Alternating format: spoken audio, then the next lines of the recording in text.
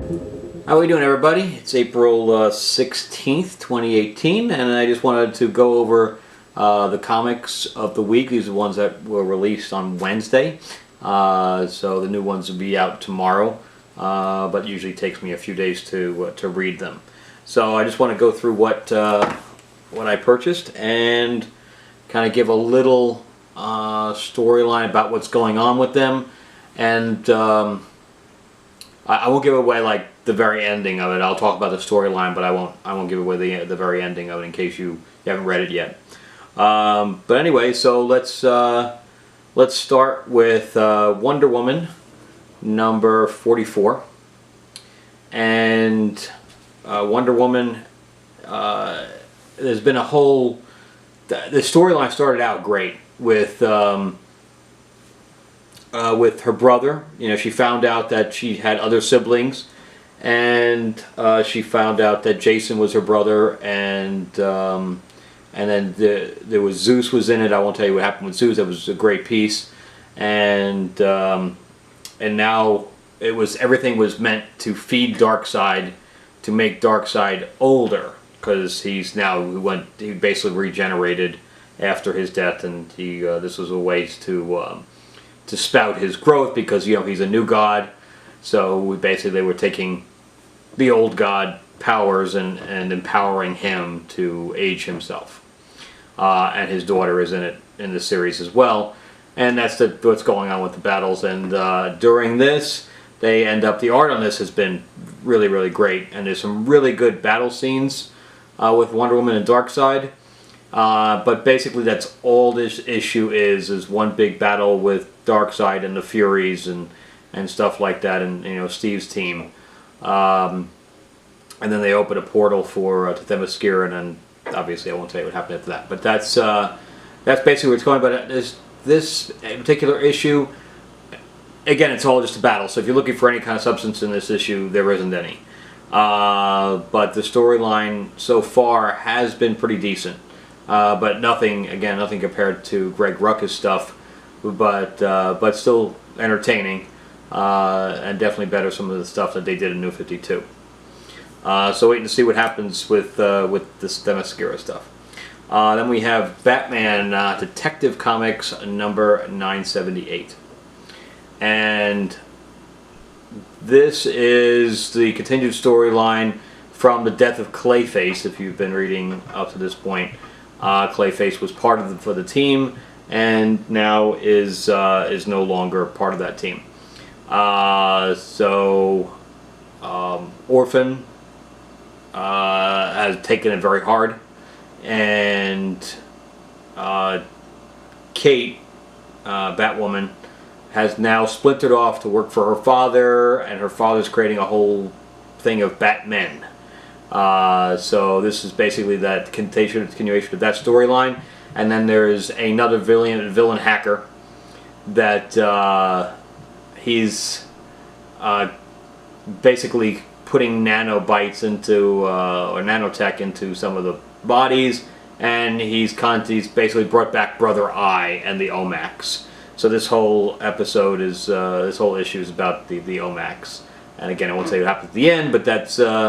I'm waiting to see what happens, but I kind of like where they're going with it, and I kind of like the Batwoman new logo. Hopefully she gets the old logo back, but for right now it looks pretty cool. And now we're on to Hal Jordan and the Green Lanterns, and if you look at this particular cover, it's basically promoting the 1000th issue of anniversary issue for Superman. Superman is not actually in this issue. And I'll put the other cover up, but yeah. So this is a commemorative cover with Superman on it. But this is the Dark Stars. This is where the Dark Stars come in.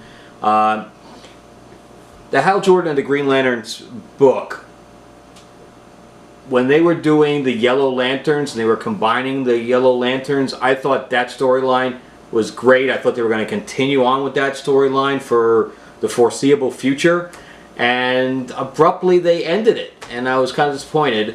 Probably the best issue for Green Lantern was the battle between Guy Gardner and the other Yellow Lantern, the Evil Lantern. But that was great, where he was gonna, even if he lost, he was just going to show his grit, and they went on as partners. That was really great, and I don't know why they stopped it, because the Yellow Lanterns haven't been on from this point on. So, not sure what they're doing, but then they had this whole thing with Zod, which I thought was going to be kind of decent, and that wasn't great. And now they're going to start with this Dark Stars thing. So, Tomar 2, who committed murder, instead of taking the criminal in, he murdered him, and now he's in a science cell.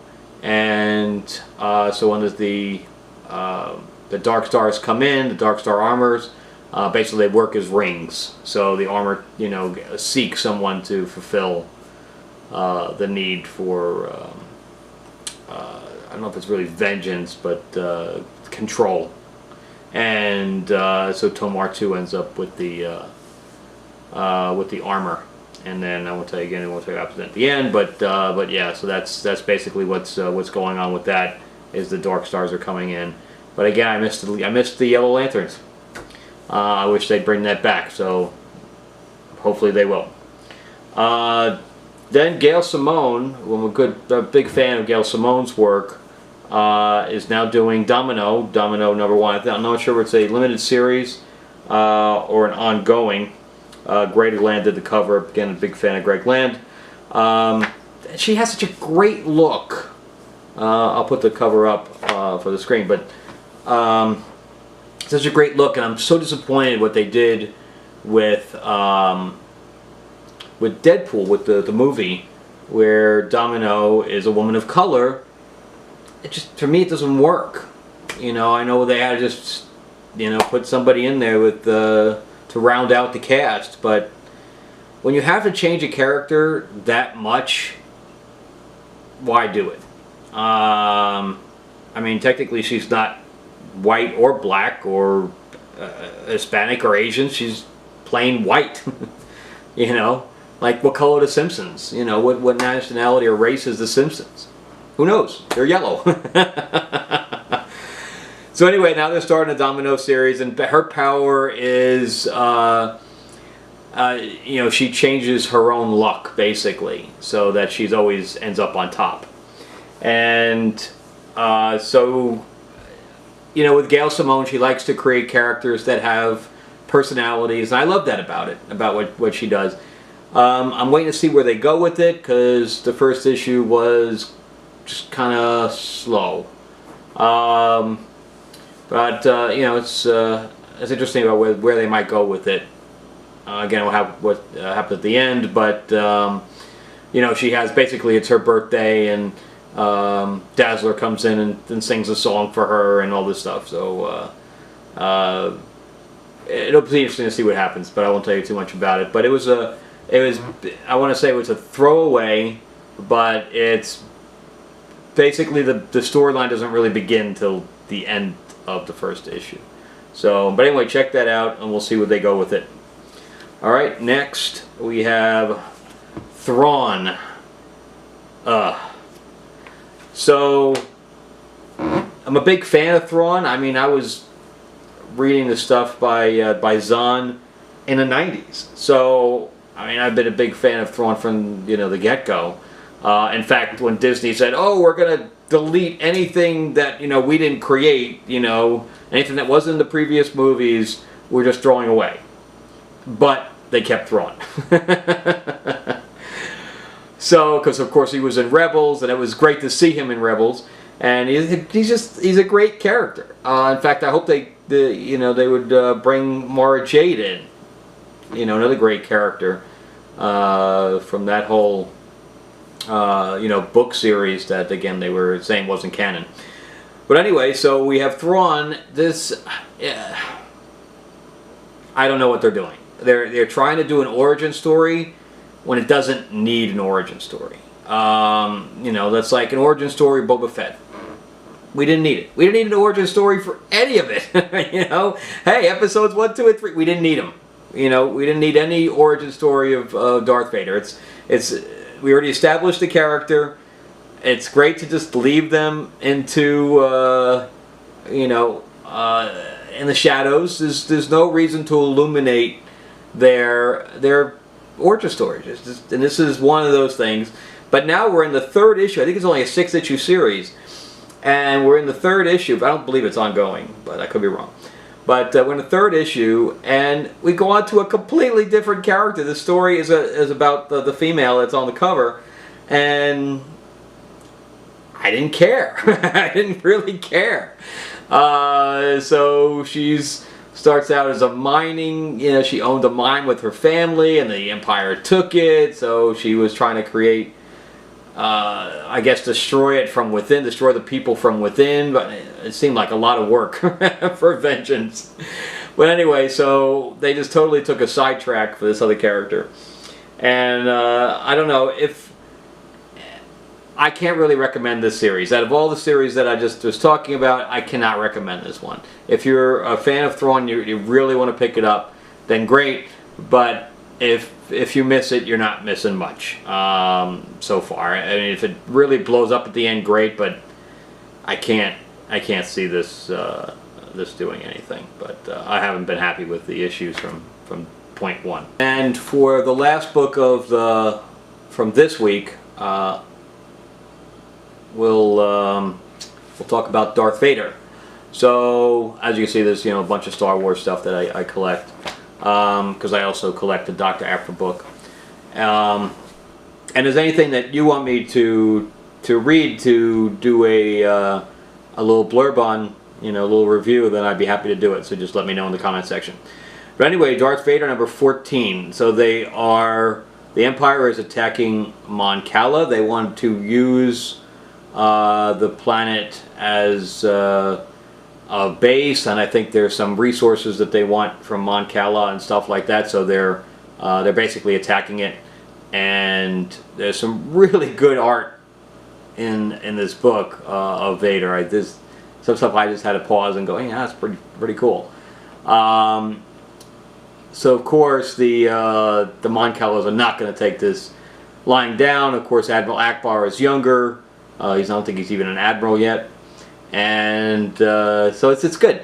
I like the Darth Vader books have been good. Of course, when the original Darth Vader stuff, because now they've restarted it, so it ended and then they rebooted it.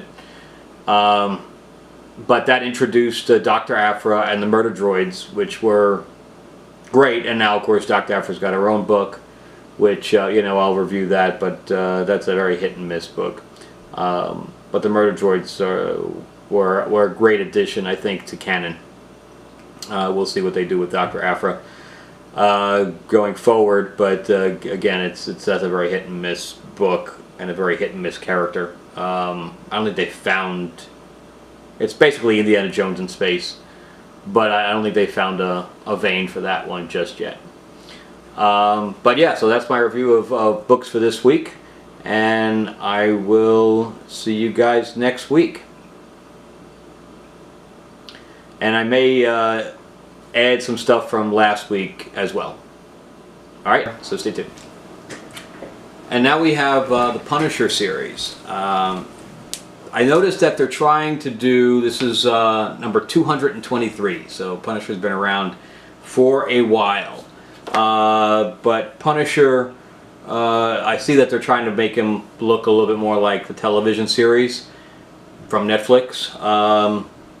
I think that the comics and the other medium should remain separated for the most part. But you know, I see, you know, where their heads at, because obviously Marvel Entertainment is really pushing hard for their television and film market. But anyway, so the Punisher now is in the War Machine armor, and it has been for the last 3 or 4 months, and it's very interesting. Of course, giving the Punisher that kind of firepower and that kind of autonomy, he's basically working for himself, but also doing some stuff for S.H.I.E.L.D. at the same time. So. He's kind of an off the books type of mission for Shield. It's been fun. At the end of this or during this, they kind of give the hint that he's given up the armor, but he's definitely put it through hell. He's got, he's basically walks into bullets more than tries to evade them. And not only bullets, but missiles or anything else that he can toss himself at. But it's pretty good. So it kind of comes to an head in one of the battles, and we'll see where they go from here now. But it's definitely been an interesting run. Rosenberg has done a pretty decent job. I mean, it's a fast read because there's not a whole lot to it. But it's fun, so definitely I picked that one up. And also the going off the Doctor After stuff. This is also Star Wars, which I was kind of worried about how they're on 46 right now. But Dark Horse did such a great job with Star Wars, and of course I really hit their pocketbook hard when Disney took it back, since Disney owns Marvel and Star Wars. It only made sense that they would want to publish a Star Wars comic. So they've pleasantly surprised. They've done a really good job.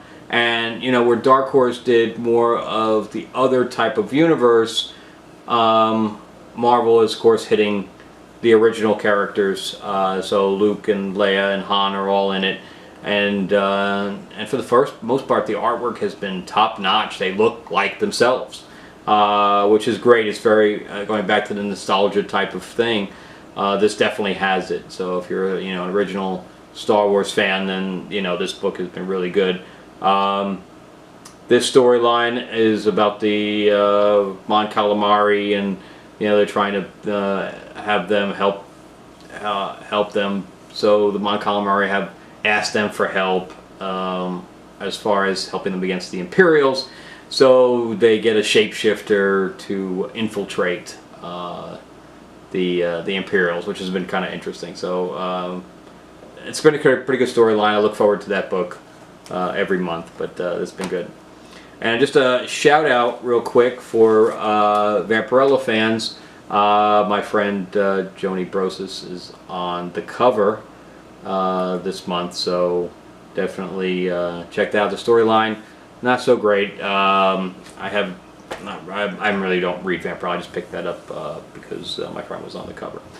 But anyway, so that's my my picks of the week, and I will do one of these. I'll try to do one of these every week. All right, and have a awesome week this week, and I will see you soon.